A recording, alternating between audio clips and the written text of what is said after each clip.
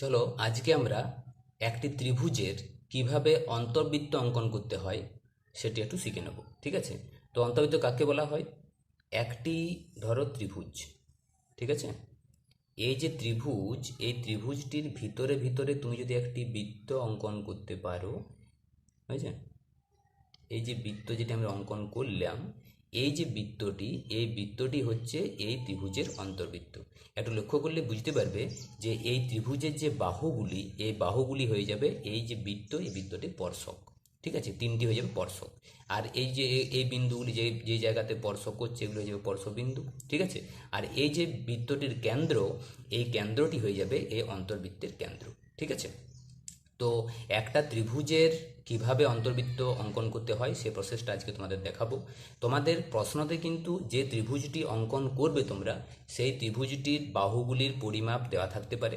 এমনকি কোণ, এক দুটো কোণ, তিনখানা যে কোণ আছে তার মধ্যে হয়তো একখানা বা দুখানা কোণও দেওয়া থাকতে পারে। তাহলে যদি সেগুলো দেওয়া থাকে সেইভাবে তোমরা ত্রিভুজটিকে অঙ্কন করবে। নিশ্চয়ই তোমরা ত্রিভুজ অঙ্কন করতে শিখেছো ক্লাস 8-এ, হয়েছে? তারপর কিভাবে এর ভিতরে আমরা একটি বৃত্ত অঙ্কন করব, যেটাকে আমরা অন্তর্বৃত্ত বলছি, সেই প্রসেসটা চলো আজকে দেখাবো। ঠিক আছে? দেখো, আমরা কিন্তু একটি যে কোনো পরিমাপের ত্রিভুজ এঁকে নিচ্ছি। ঠিক আছে?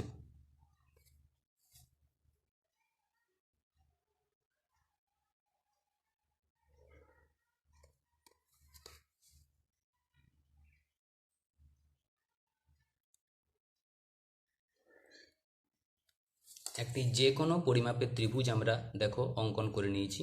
ঠিক আছে? এখানে কোনো আমি বাহুর মাপ বলছি না। তোমাদের প্রশ্নতে যেমন বলা থাকবে সেরকমভাবে তোমরা কাজ করবে।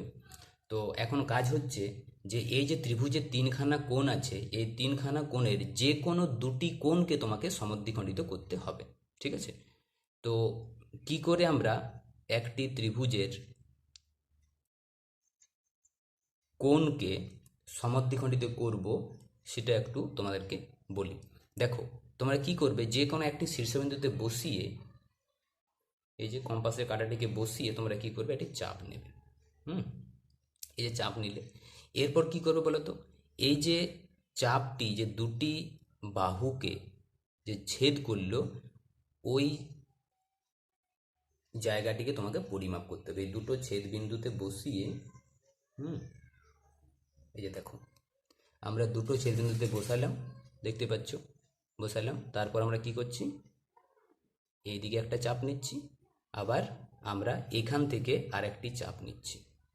এখন এই যে বিন্দুটি পাওয়া গেল, এই বিন্দুর সঙ্গে ওই শীর্ষটিকে তুমি যদি জয়েন করে দাও, তাহলে তোমার এই কোণটিকে দুভাগ করা হয়ে যাবে। ঠিক আছে? দেখো, এই যে তোমার রেখাটি, সরলরেখাটি যেটা আমরা অঙ্কন করলাম, এই সরলরেখাটি হচ্ছে এই সি কোণটির সমদ্বিখণ্ডক। ঠিক আছে? এরপর আমরা কি করছি, এই বিটাকে আমরা ওইভাবে দুভাগ করে নেব। ঠিক আছে? তাহলে আমরা কি করব, যে কোনো একটি চাপ, যে কোনো একটি চাপ নিলাম। এখন এই যে চাপটি যে দুটি বাহুকে ছেদ করে গেছে, ওই দুটো বিন্দুকে তুমি পরিমাপ করো কত দূরে আছে। হুম এই যে দেখো, দেখতে পাচ্ছ নিশ্চয়ই। সেই মাপটি নিয়ে আমরা কি করব, একবার এই দিকে কাটবো, ঠিক আছে, আর একবার এই দিকে কাটবো, মানে একটা করে চাপ নিলাম আর কি।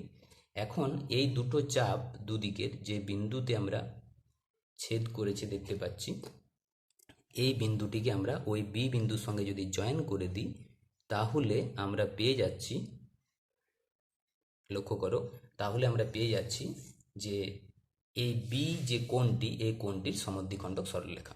ঠিক আছে? বা সমদ্বিখণ্ডক। তো এই দুটি সমদ্বিখণ্ডক দেখো একটি বিন্দুতে মিলিত হয়েছে, দেখতে পাচ্ছ? এই যে বিন্দুটি, এই যে বিন্দুটি, এই বিন্দুতে কিন্তু মিলিত হয়েছে। তো এখান থেকে কি করবে তোমরা, এখান থেকে একটি তোমাকে এই বিসি যে, এই বিসি যে তোমার বাহুটি আছে, বিসি বাহুর উপর একটি চাপ নেবে। ঠিক আছে? দেখো, লক্ষ্য করো কিভাবে আমরা চাপটাকে নিচ্ছি। হলো? এখন যে চাপটি নিলাম ওটা কিন্তু যে কোনো চাপ, বিসি বাহুর মধ্যে থাকলেই হলো। তো এই চাপটিকে, এই চাপটি দেখো বিসি বাহুটিকে দুটি বিন্দুতে ছেদ করে যাচ্ছে, এই একটি বিন্দু আর এই একটি বিন্দু। ঠিক আছে? এরপর কি করবে, এই যে দুটি বিন্দু তুমি পেলে এই দুটি বিন্দু সংযোজক যে রেখাংশটি, অর্থাৎ এইখান থেকে এই পর্যন্ত এইটিকে দুভাগ করতে হবে। তো এইটিকে দুভাগ করার নিয়ম হচ্ছে কি, সবচেয়ে ভালো প্রসেস হচ্ছে তুমি এক কাজ করো, এই দুটো বিন্দু সংযুক্ত করে একটি চাপ, দেখতে পাচ্ছ এই যে দুটো বিন্দুকে আমরা কি করেছি মেপে নিয়েছি, দেখতে পাচ্ছ নিশ্চয়ই। এই যে দিক থেকে দেখাচ্ছি, হলো। এবার এই যে দুটো বিন্দু যে তুমি নিলে মাপটা, সেটা তুমি কি করবে, এবার এইদিকে একবার কাটো, একটা চাপ নাও আর কি, আর এদিক থেকে একবার চাপ নাও, ঠিক আছে। এখন দেখো আরেকখান আমরা পয়েন্ট পাচ্ছি, এই যে পয়েন্টটি, হলো। এই পয়েন্টটির সঙ্গে ওই যে দুটো সমদ্বিখণ্ডক যেখানে মিলিত হয়েছিল, এই সমদ্বিখণ্ডকের বিন্দুটির সঙ্গে এই বিন্দুটিকে তুমি জয়েন করে দাও, ঠিক আছে। দেখো এটার সঙ্গে আমি এটাকে জয়েন করে দিলাম।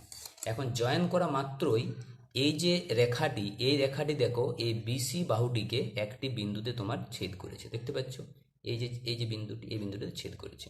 তো এই বিন্দুটি আর এই বিন্দুটির মধ্যে তোমাকে মাপটি নিতে হবে। দেখো এরপর যে কাজটি করবে, এখান থেকে তুমি মাপ নাও, এই যে যেটা মাঝের যে আমি ইয়েটা পেয়েছিলাম, যে দুটো সমদ্বিখণ্ডক যেখানে মিলিত হয়েছিল, সেখান থেকে তোমার এই যে বিন্দুটি পাওয়া গেল যেখানে ছেদ করেছে, ওই বিন্দুটাকে তুমি পরিমাপ করে নাও, ঠিক আছে। পরিমাপ করে দেখো, দেখতে পাচ্ছ নিশ্চয়ই কোন বিন্দুটার কথা বলছি, মাঝের যে বিন্দুটি যেখানে সমদ্বিখণ্ড দুটি মিলিত হয়েছিল, আর এখনই যে রেখাংশটি যেটি পেলে, এই রেখাংশটি এই বাহুটিকে যেখানে কাট করছে, এই পর্যন্ত পরিমাপটি নিলে, ঠিক আছে। তারপরে তুমি কি করবে, বৃত্তটি আঁকার চেষ্টা করবে, ঠিক আছে। ঠিক করে পরিমাপটি নিতে হবে। দেখো এখন যদি আমি এই বৃত্তটিকে অঙ্কন করার চেষ্টা করি, তুমি দেখো সুন্দরভাবে একটি কিন্তু ভিতরে ভিতরে বৃত্ত পেয়ে যাচ্ছ। দেখো ভিতরে ভিতরে তুমি সুন্দর একটি বৃত্ত পেয়ে যাচ্ছ, নিশ্চয়ই বুঝতে পারছো, বুঝছি তো। দেখো এই যে বৃত্তটি আমরা পেলাম, এই বৃত্তটিকেই বলা হয় এই ত্রিভুজটির কি বৃত্ত, অন্তর্বৃত্ত, ঠিক আছে। আর এই যে বিন্দুটি থেকে আমরা অঙ্কন করলাম, এই বিন্দুটি দেখো এখানে আমি ও নাম দিয়ে দিচ্ছি, তাহলে এই যে ও বিন্দুটি হচ্ছে এই বৃত্তের কেন্দ্র, অর্থাৎ এটি হচ্ছে অন্তঃকেন্দ্র, ঠিক আছে।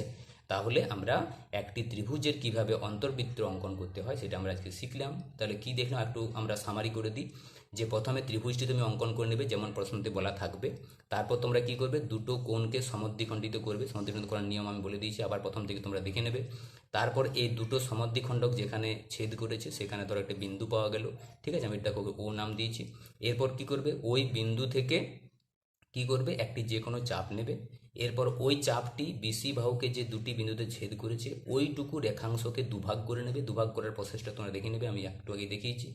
এরপর কি করবে, যে ওই যে সমদ্বিখণ্ডক যে রেখাংশটি, সেই রেখাংশটি কি করেছে, বিসি বাহুকে যে বিন্দুতে ছেদ করেছে, অর্থাৎ এই যে বিন্দুটি, এই বিন্দু আর এই যে আগে যে বিন্দুটি, এই বিন্দু মাপ নিয়ে পরে আমরা কি করছি, ওইটুকু ব্যাসার্ধ নিয়ে অ্যাকচুয়ালি ওইটুকু ব্যাসার্ধ নিয়ে আমরা একটি বৃত্ত অঙ্কন করছি। ওই বৃত্তটি দেখো তিনটি বাহুকে কি সুন্দরভাবে স্পর্শ করে গেছে, এবং ওই বৃত্তটির নামই হচ্ছে অন্তর্বৃত্ত, ঠিক আছে। তোমরা অনুশীলনে কী করবে, দুটো একটা অঙ্ক প্র্যাকটিস করবে, ঠিক আছে। প্রথমে ত্রিভুজগুলো এঁকে নেবে, তারপর যেভাবে আমরা বলেছি সেইভাবে তোমরা বৃত্তটি অঙ্কন করবে, দেখবে পরীক্ষার জন্য তোমার প্রস্তুত হয়ে থাকবে, ঠিক আছে। চলো আজকে এই পর্যন্ত।